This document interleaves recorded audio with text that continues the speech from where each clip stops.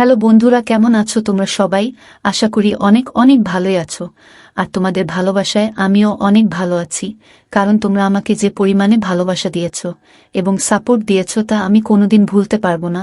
তাই তোমাদেরকে মজা দেওয়ার জন্য আবারও একটি নতুন গল্প নিয়ে হাজির হলাম। গল্পটি শোনার মতো, আশা করি তোমাদের দাঁড়িয়ে যাবে এবং তোমরা হাতের কাজ করতে সবাই হেডফোন নিয়ে বসে যাও। যদি আমার গল্প শুনে মজা পাও তাহলে অবশ্যই আমার চ্যানেলটি সাবস্ক্রাইব করবে। তো চলো বন্ধুরা, আমরা কথা না বাড়িয়ে আসল গল্পে চলে আই। আমি অনেক দেখাশোনার পরে শেষে একটা গরিব মেয়েকে বিয়ে করেছিলাম। তার একটা 13 বছরের বোন ছিল। বিয়ের সময় আমার বউয়ের সাথে তার বোনও আমার বাড়িতে চলে আসে, আর সে সারাদিন আমার বউয়ের সাথে থাকত। এতে আমার অনেক রাগ হতো। সে রাতের বেলায়ও আমাদের ঘরে এসে ঘুমাত। একদিন আমি আমার বউয়ের উপর অনেক রাগ দেখালাম আর অন্য ঘরে গিয়ে দরজা বন্ধ করে দিলাম। তারপরে যখন আমি ওই ঘরে ঢুকলাম তখন আমার মনটা বেরিয়ে গেল, কারণ ওখানে তো বিয়ের প্রথম রাতে যখন আমি ঘরে আসি তখন আমি অনেক আনন্দে ছিলাম। আমি বিয়ের প্রথম রাতের উপহার তো এনেছিলামই, তার সাথেও ভালোবেসে আর একটা উপহার কিনে এনেছিলাম। আমি ওর জন্য ফুলের মালা কিনে এনেছিলাম, কারণ আমি জানতাম মেয়েদের এই ধরনের উপহার অনেক পছন্দ। কিন্তু যেই আমি আমার ঘরের দরজাটা খুললাম আমি অবাক হয়ে উঠলাম। সামনের দৃশ্যটা অনেক আশ্চর্যের। আমার বউয়ের 13 বছরের বোন তার সাথে বসেছিল আর সে কাঁদছিল। এ কান্না কোনো সাধারণ কান্না নয়, সে অনেক কাঁদছিল। সে আমার রিক্তাকে অনেক চিন্তায় ফেলে দিয়েছিল। রিক্তা তার বোনকে ধরে সান্ত্বনা দিচ্ছিল। আমি গিয়ে জিজ্ঞেস করলাম, রিক্তা, ওর কি হয়েছে? ওর শরীর ঠিক আছে তো? রিক্তা বলে, হ্যাঁ ঠিক আছে। ও কাঁদছে কারণ আমি নতুন জীবন শুরু করতে চলেছি, তাই ওর মনে হচ্ছে ওকে দেখার আর কেউ নেই। ওকে দেখে আমার খারাপ মনে হয়। আমি এগিয়ে গিয়ে মীরার মাথায় হাত রেখে বলি, তোমার কোনো চিন্তা নেই। তুমি রিক্তার বোন হও, তার মানে তুমি আমারও বোন। তুমি আমাদের সাথে এই বাড়িতেই থাকবে। রিক্তা, তুমি এই কথাটা ওকে বলনি? রিক্তা বলে, হ্যাঁ আমি বলেছি, কিন্তু ও ছোট তো, ও ঠিক ভরসা পাচ্ছে না। কিছুদিন সময় দাও, ও ঠিক হয়ে যাবে। স্বামীর একটা কথা বলবো? আমি হেসে বলি, রিক্তা, তোমার অনুমতি নেওয়ার কোনো প্রয়োজন নেই। রিক্তা বলে, স্বামীরও কি আজ আমার সাথে ঘুমাতে পারে? যতদিন না ও স্বাবলম্বী হচ্ছে আমি ওকে ছাড়তে পারছি না। ও একা থাকতে অনেক ভয় পায়। মা বাবা এই পৃথিবী ছেড়ে চলে যাওয়ার পর থেকে ও ছোটখাটো ব্যাপারে ভয় পেয়ে নিজের শরীর খারাপ করে বসে। আমি বিয়ের পরে ওকে নিয়ে হাসপাতালে দৌড়াদৌড়ি করতে চাই না। আমি রিক্তার অসুবিধাটা বুঝতে পারি। আমি বলি, ঠিক আছে, তুমি আজ ওকে নিয়ে এই ঘরেই ঘুমিয়ে পড়ো। আমি বরং অন্য ঘরে গিয়ে ঘুমাচ্ছি। রিক্তা উঠে আমার কাছে এসে বলে, আপনার এই উপকার আমি কোনোদিন ভুলব না। আমি চিরকাল আপনার কাছে ঋণী থাকব। শুধু আপনাকে আর একটা অনুরোধ করছি, বাড়ির কেউ যেন জানতে না পারে যে আপনি অন্য ঘরে ঘুমাচ্ছেন। শ্রীলেখা অনেক তাড়াতাড়ি নিজেকে সামলে নেবে, তারপর সে আর রাগ করবে না। আমি বলি, রিক্তা, আমি তোমার অবস্থাটা বুঝতে পারছি, তুমি চিন্তা করো না। তাছাড়া কালকেই সব অতিথিরা ফেরত চলে যাবে, তারপর আমরা তিনজনই এই ঘরে ঘুমাতে পারব। এই বলে আমি ঘর থেকে বেরিয়ে গেলাম। রিক্তাকে আমি শান্তি দিলাম, কিন্তু আমি নিজেকে কি করে শান্ত করি? আমি ভাবছিলাম যে শ্রীলেখা কি এইভাবে সব সময় আমাদের মধ্যে চলে আসবে? আমি কি রিক্তার কথা মেনে নিয়ে ভুল করলাম? আমি অনেক কষ্টে নিজের মাথা থেকে এইসব কথা দূর করি। আমার মনে হলো যে ছোটরা এরকমই হয়, তারা যাকে ভালোবাসে তাকে অন্য কারোর সাথে দেখতে পারে না। আমি শ্রীলেখার অনেক ভালোভাবে খেয়াল রাখতে শুরু করলাম। সে একটা সরল সাদাসিধে মেয়ে। সে একটু ভয় ভয় থাকে। এমনিতেই আমার এরকম ছোটদের উপর অনেক দয়া ছিল। আমি বুঝতে পারি যে তার সাথে অনেক খারাপ কিছু হয়েছে, তাই সে এই রকম হয়ে গেছে। আমাদের বিয়ের 1 সপ্তাহ পার হয়ে গেল, কিন্তু এখনো শ্রীলেখা তার দিদির ঘরে ঘুমিয়ে থাকে। একদিন আমি শ্রীলেখার জন্য একটা ব্যাগ কিনে আনি। আমার বই কিনে আনার ইচ্ছে ছিল, কিন্তু আনতে পারলাম না, কারণ আমি জানতাম না শ্রীলেখা কত দূর পড়াশোনা করেছে। আমি বাড়ি এসে দেখি রিক্তা রান্না করতে ব্যস্ত, আর শ্রীলেখা উঠোনে বসে তার দিদিকে দেখছে। আমি হাসি মুখে শ্রীলেখার পাশে গিয়ে বসলাম। রিক্তা আমাকে দেখে সাথে সাথেই সব কাজ ছেড়ে উঠোনে চলে আসে। আমি রিক্তাকে ইগনোর করে শ্রীলেখাকে বলি, দেখো শ্রীলেখা, আমি তোমার জন্য উপহার নিয়ে এসেছি। শ্রীলেখা আমাকে দেখে কাঁদতে শুরু করে। সে দৌড়ে গিয়ে তার দিদির পিছনের দিকে লুকিয়ে পড়ে। আমি ওর ব্যবহার দেখে অবাক হয়ে গেলাম। ও সবসময় এরকম লুকিয়ে লুকিয়ে কেন থাকে? কিন্তু তখন আমি জানতাম না যে এ কেনর উত্তর। যখন আমি জানতে পারবো তখন আমার একটা বড় কষ্ট পাব। আমি আদর করে বললাম, শ্রীলেখা আমার কাছে এসো। দেখো, আমি তোমার জন্য ব্যাগ এনেছি। আমার কথা শুনে শ্রীলেখা আরও কাঁদতে শুরু করে। রিক্তা আমার দিকে রেগে তাকায় আর বলে, আপনি দয়া করে আমার বোনের থেকে দূরে থাকুন। আপনি আমার স্বামী হন, কিন্তু শ্রীলেখার তো কেউ হন না। তাই আপনি দয়া করে ওর সাথে কথা বলবেন না। রিক্তার কথাগুলো আমাকে অনেক আঘাত দিল। আমি তো শ্রীলেখাকে নিজের বোনের মতনই দেখতাম। আমার অনেক রাগ হয়ে গেল। আমি রিক্তাকে বলি, আমি যখন শ্রীলেখার কেউ হই না, তখন তাকে আমার বাড়িতে কেন রেখেছ? এই বলে আমি বাড়ি থেকে বেরিয়ে গেলাম। আমি রাস্তায় ঘুরতে থাকি। নিজের ব্যবহারের জন্য আমার আফসোস হচ্ছিল। শ্রীলেখা তো আমার বাড়িতে থেকে যায়নি। আমি ওকে থাকতে বলেছি, তাই ও আছে। বাড়িতে তো আমরা তিনটে মাত্র লোক। ওরা আসার আগে আমার বাড়িটা একদম চুপচাপ আর ফাঁকা থাকত। আমার মা 2 বছর আগে এই পৃথিবী ছেড়ে চলে গেছেন। তারপর থেকে আমি একদম একা হয়ে গিয়েছিলাম। নিজের খেয়াল নিজেকেই রাখতে হতো। আমি বাড়িতে একা থাকতাম, তাই কোনো কাজের মেয়ে আমার বাড়িতে কাজ করতে চাইত না। আমার এক বন্ধু আমাকে বিয়ে করার পরামর্শ দেয়। আমি তাকে বলি আমার জন্য একটা পাত্রী খুঁজে দিতে। সে আমাকে বলে যে তার চেনা একটা গরিব মেয়ে আছে যার নাম রিক্তা। সে আমাকে বলেছিল যে রিক্তাকে বিয়ে করলে তার ছোট বোনকেও আমার বাড়িতে নিয়ে আসতে হবে। আমাকে তার দেখাশোনা করতে হবে। তার লেখাপড়ার খরচা দিতে হবে। তারপর ও যখন বড় হয়ে যাবে তখন একটা ভালো ছেলে দেখে তার বিয়ে দিয়ে দিতে হবে। আমিও উদার মনে রিক্তার বোনের দায়িত্ব নিতে রাজি হয়ে যাই। কারণ ভগবান আমাকে যা দিয়েছিল তাতে আমি অনায়াসে তার খাওয়া পড়া আর লেখাপড়ার খরচা চালাতে পারব। তখন কি আর আমি জানতাম যে শ্রীলেখা আর 5টা ছোটদের মতন নয়। সে একটু অন্যরকম।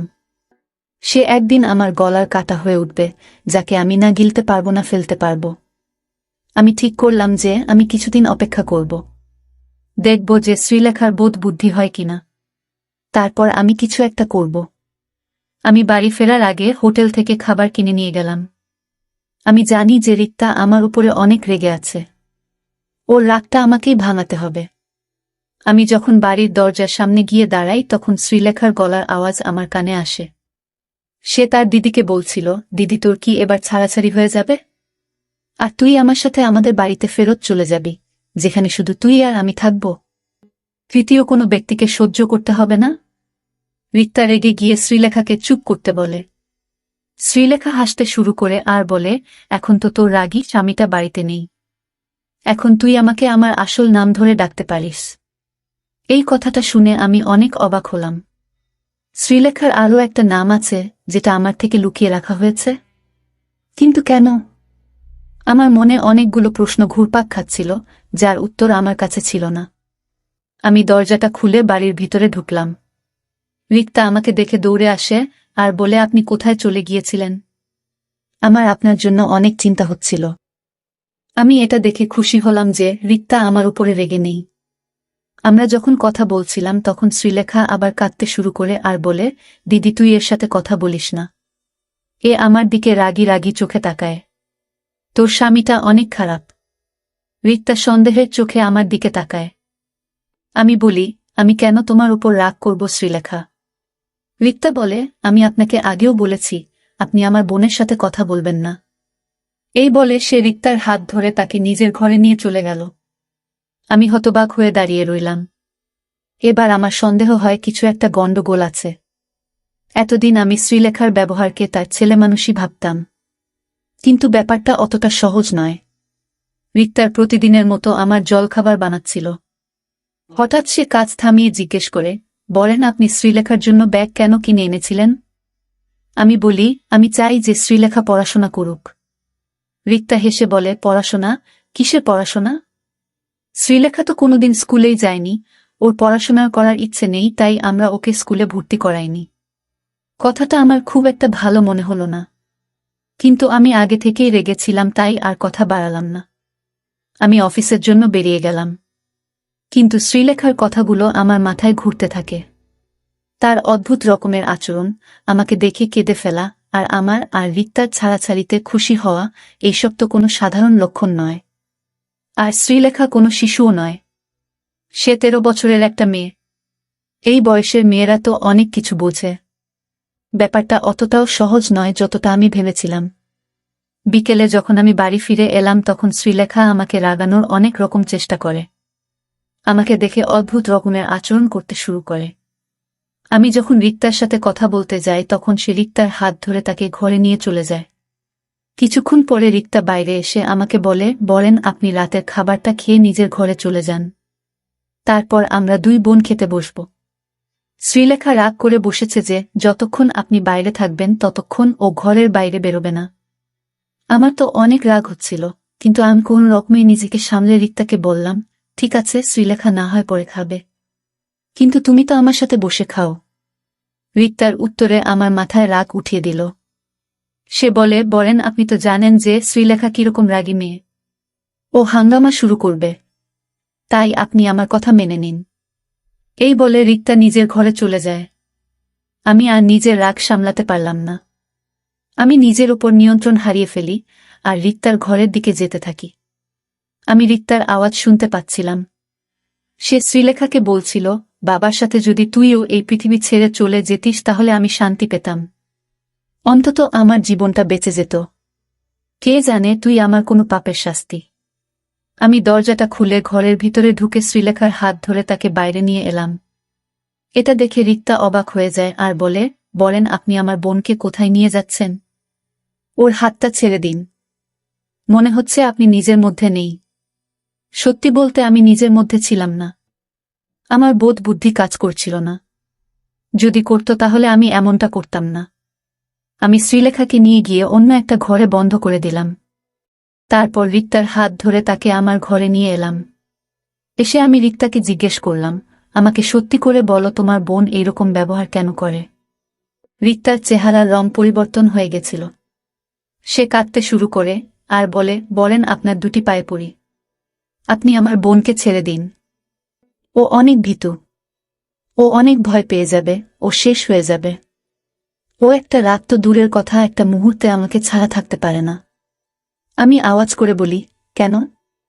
আজকাল তো ছোট ছোট মেয়েরাও তাদের মাকে ছেড়ে থাকতে পারে। এ তোমার কি রকম বোন যে তোমাকে ছাড়া এক মুহূর্তে থাকতে পারে না? আমার এইসব একদম পছন্দ নয়, আর আমি আর এইসব সহ্য করব না।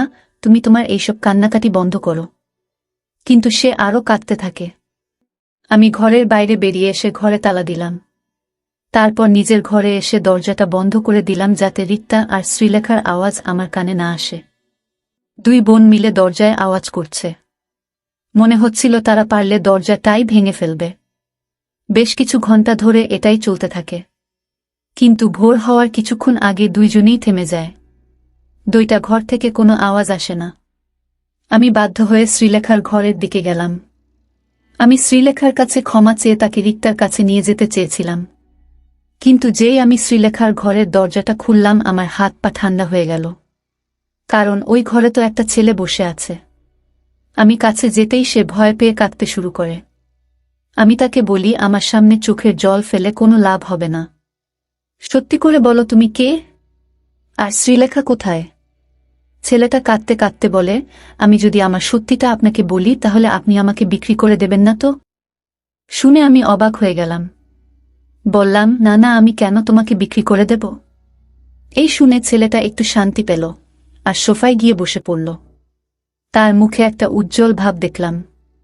সে বলে, যখন আমি এই পৃথিবীতে এসেছিলাম তখন আমার বাড়িতে শোক পালন করা হয়েছিল।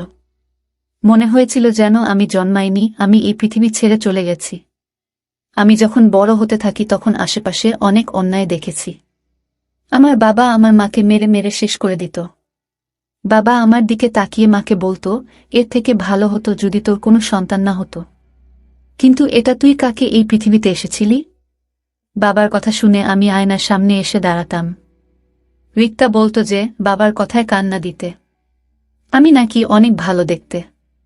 কিন্তু আমি যদি ভালো হই তাহলে আমার জন্য মাকে কেন মার খেতে হয়? আমি রিক্তার কাছে টাকা চাইলে সে আমাকে 2 টাকার নোট ধরিয়ে দিত। আমি দৌড়ে দোকানে গিয়ে মায়ের জন্য আমার পছন্দ মতন টফি কিনে আনতাম। এসে মাকে সেটা খাওয়াতাম আর বলতাম, মা এটা খেয়ে নাও, তুমি আরাম পাবে। মা আমাকে ধরে ফুপিয়ে ফুপিয়ে কাঁদত। তখন আমি অনেক ছোট ছিলাম। আমার বয়সী ছেলেরা সারাদিন খেলে বেড়াত, কিন্তু আমার খেলতে ভালো মনে হতো না। আমি সারাদিন বাড়িতে বসে মাকে পাহারা দিতাম, যাতে বাবা এসে আবার মাকে না মারে। কিন্তু আমি অনেক চেষ্টা করা সত্ত্বেও ৩-৪ দিন পর পরই মা বাবার হাতে মার খেত। আমি আমার ছোট ছোট হাত দিয়ে মায়ের পায়ে ম্যাসাজ করে দিতাম যাতে মা আরাম পায়। কিন্তু মা নিজের যন্ত্রণা ভুলে আমার ছোট ছোট হাতে আদর খেত আর কাঁদত। মা বলতো, আমার মার খেতে কষ্ট হয় না, তোর এইসব আচরণ দেখে আমার কষ্ট হয়। একদিন মা বাজার থেকে আমার জন্য একটা সাইকেল কিনে আনে আর বলে, তুই তো বাইরে খেলতে যাস না, তাই বাড়িতেই তোর খেলার জিনিস এনে দিয়েছি। আমি সাইকেলটা পেয়ে অনেক খুশি ছিলাম। আমি খুশি হয়ে মাকে আদর খাই। তারপর থেকে রোজ রোদের মধ্যে আমি সাইকেল চালিয়ে বেড়াতাম। মা বলতো, এই শেষবার তোকে আমি রোদে খেলতে দিচ্ছি, এরপর থেকে তোকে আর রোদে বের হতে দেব না। আমি কিছুক্ষণ পর পরই সাইকেল থেকে নেমে সাইকেলটাকে আমার পোশাক দিয়ে দিয়ে মুছতাম যাতে ওটা সব সময় নতুন মনে হয়। একদিন রাতে যখন বাবা বাড়ি ফেরে তখন আমি সাইকেল থেকে ঝুলছিলাম।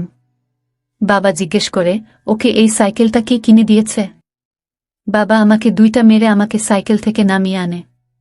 তারপর কুড়াল দিয়ে সাইকেলটা ভেঙে দেয়। এটা দেখে আমার চোখে জল চলে আসে। আমি রাতে না খেয়ে ঘুমাতে চলে গেলাম। রাতে মা আমার ঘরে আসে, আমার পাশে বসে বলে, বাবু, আজ তোর সাথে আমার কিছু কথা আছে। তোর এখন 4.5 বছর বয়স হয়ে গেছে, তুই এখন অনেক কিছু বুঝিস। এখন তোর মা তোকে সব কথা বলতে পারে, তাই না? আমি মাথা নাড়লাম। মা আমাকে জিজ্ঞেস করে, তোর দিদির নাম কি? আমি বলি, রিক্তা। মা বলে, আর তোর নাম কি? আমি চুপ করে যাই। আমি বলি, বাবা আমাকে কমজাত বলে, তুমি আমাকে বাবু বলো। এর মধ্যে আমার নাম কোনটা? আমার মায়ের চোখ সবসময় ছল ছল করত, আজও তার চোখে পানি দেখতে পাই। মা বলে, তোর কোনো নামই নেই। তোর 4.5 বছর বয়স হয়ে গেল, কিন্তু এখনো আমি ঠিক করতে পারলাম না যে তোর কি নাম রাখব। বুঝতে পারছি না তোকে ছেলেদের নাম দেব না মেয়েদের নাম। আমি বলি, আমাকে মেয়েদের নাম কেন দেবে? আমি তো ছেলে। তারপর মা মাথা নেড়ে বলে, না, তুই ছেলে মেয়ে কোনোটাই নোস। তুই হলি তৃতীয় মানুষ, থার্ড জেন্ডার। তখন আমার বয়স অনেক কম ছিল, তাই আমি মায়ের কথা ঠিক বুঝতে পারলাম না। মা বলে, আমি তোকে ছেলেদের নাম দেব না, কারণ তুই যখন বাইরে বেরোবি তখন লোকে অনেকটা কথা বলবে। আমি তোর নাম শ্রীলেখা রাখব। তুই যখন বাইরে বেরোবি তখন মাথায় ঘোমটা দিয়ে বেরোবি, আর চেষ্টা করবি সবসময় বাড়িতেই থাকার, কারণ বাড়ির ভিতরে তুই সব থেকে বেশি নিরাপদ থাকবি। আমি রেগে গিয়ে বলি, না, আমি ঘোমটা দেব না, আমি ছেলে। মা বলে, আমার কাছে একদম সময় নেই বাবা, না হলে তোর সব কষ্ট আমি নিজে নিয়ে নিতাম, কিন্তু এখন আমাকে এক জায়গায় যেতে হবে। আমি মাকে ধরে কাঁদতে কাঁদতে বললাম, আমাকেও তোমার সাথে নিয়ে চলো মা। মাও আমাকে ধরে অনেক কাঁদে। তারপর আমি যখন ঘুমিয়ে পড়ি তখন আমাকে রিক্তার কাছে শুইয়ে দিয়ে মা চলে যায়। সকালে আওয়াজের শব্দে আমার ঘুম ভাঙে। রিক্তা অনেক কাঁদছিল। আমি যখন বাইরে আসি তখন দেখি মা শুয়ে আছে। রিক্তা আমাকে ধরে কাঁদতে কাঁদতে বলে, মা আর নেই। আমি তার মাথায় মেরে বলি, চুপ করো, মা ঘুমোচ্ছে, মায় উঠে যাবে। রিক্তা আমাকে ঘরে নিয়ে গিয়ে আমার মাথায় পোশাক দিয়ে বলে, আজ থেকে তুই শ্রীলেখা। তোর মায়ের কথা মনে আছে তো? আমি মাথা নাড়লাম। রিক্তার থেকে 3 টাকা নিয়ে আমি দোকানে গিয়ে মায়ের জন্য টফি কিনে আনলাম। টফিটাকে পকেটে রেখে ঘুরতে থাকলাম, কিন্তু মা আর ঘুম থেকে উঠল না। গ্রামের সব মহিলারা এসে জড়ো হয়েছিল। তারা মাকে তার খাটে শুয়ে নিয়ে চলে গেল। আমি তাদের সাথে সাথেই যেতে থাকলাম আর বলতে থাকলাম, আমার মাকে কোথায় নিয়ে যাচ্ছ? মাকে ছেড়ে দাও। আমি মায়ের জন্য টফি নিয়ে এসেছি। আমি অনেক ছোট ছিলাম, তাই আমার কণ্ঠের আওয়াজ কারোর কানে এলো না। আমি তাদের পা ধরে বলতে থাকলাম, আমার মাকে নিচে নামাও। মা সকাল থেকে কিছু খায়নি। মায়ের অনেক ক্ষুধা পেয়েছে। টফিটা আমার পকেটেই রয়ে গেল, কিন্তু মা আর ফিরে এলো না। আমি অনেক কান্নাকাটি করলাম, কিন্তু কেউ আমার কথা শুনল না। কিছুদিন পরে বাবাও এই পৃথিবী ছেড়ে চলে গেল। তারপর আমরা কাকার বাড়িতে চলে গেলাম। কাকা ও বাবার মতন ছিল। আমার উপরে অনেক অত্যাচার করত। আমাকে প্রায় মারত আর বলতো, আমি তোকে গুরুর কাছে পাঠিয়ে দেব। তখন রিক্তা আমার পাশে দাঁড়াত। কাকার ছেলে আমাকে নিয়ে মজা করত আর বলতো, তুই তো তৃতীয় শ্রেণীর মানুষ, একটু নেচে দেখা না। এই বলে সে আর কাকা অনেক হাসত। আমি অনেক ভয় পেয়ে যেতাম। রিক্তা আমাকে বাঁচাত। তারপর রিক্তার বিয়ে আপনার সাথে হয়ে যায়। আপনাকে দেখে আমার ভয় পায়। যদি আপনিও আমাকে গুরুর কাছে বেছে দেন। রিক্তা বলে যে আপনি ভালো মানুষ, আপনি এমনটা করবেন না। কিন্তু আমার মনের মধ্যে একটা ভয় বাসা বেঁধে রয়েছে। এখন তো আপনি সবকিছু জেনে গেছেন। এবার বলুন, আপনি আমাকে ঘরে বন্ধ করে রাখবেন না তো? আমার চোখ দিয়ে পানি পড়তে থাকে। আমি তাড়াতাড়ি উঠে বাইরে গিয়ে রিক্তার ঘরের দরজাটা খুলে দিলাম। তার পায়ের কাছে বসে আমি ক্ষমা চাইতে থাকলাম। রিক্তা ও অনেক কাঁদছিল। সে বলে, কিসের ক্ষমা? আপনি তো আমাদের মতন অসহায় মানুষদের আশ্রয় দিয়েছেন। তারপর থেকে আমি আর রিক্তা শ্রীলেখাকে মানসিক ডাক্তারের কাছে নিয়ে যেতে শুরু করলাম। ওর মন থেকে ছোটবেলার ভয়টা দূর করা কঠিন ছিল, কিন্তু এখন সব ঠিক হয়ে গেছে। আমি শ্রীলেখার পড়াশোনা চালু করে দিয়েছি। আমি আর রিক্তা একটা সুখের জীবন পার করছি, আর শ্রীলেখাও সাধারণ জীবনে ফিরে আসছিল। আমি নিজের কাছে ওয়াদা করেছিলাম যে আমি শ্রীলেখাকে একটা সুন্দর ভবিষ্যতের জীবন দেব। বন্ধুরা, আজকের ভিডিওটা এখানেই শেষ করলাম। অনেক কষ্ট করে ভিডিওটি আপনাদের জন্য বানিয়েছি। যদি ভিডিওটি আপনাদের ভালো লেগে থাকে তাহলে একটা লাইক করবেন এবং চ্যানেলটি অবশ্যই সাবস্ক্রাইব করবেন। এই আশা ব্যক্ত রেখে আপনাদের কাছ থেকে বিদায় নিচ্ছি আমি। দেখা হবে আগামীকালের নতুন কোনো ভিডিওতে। সে পর্যন্ত সবাই ভালো থাকুন, সুস্থ থাকুন। ধন্যবাদ।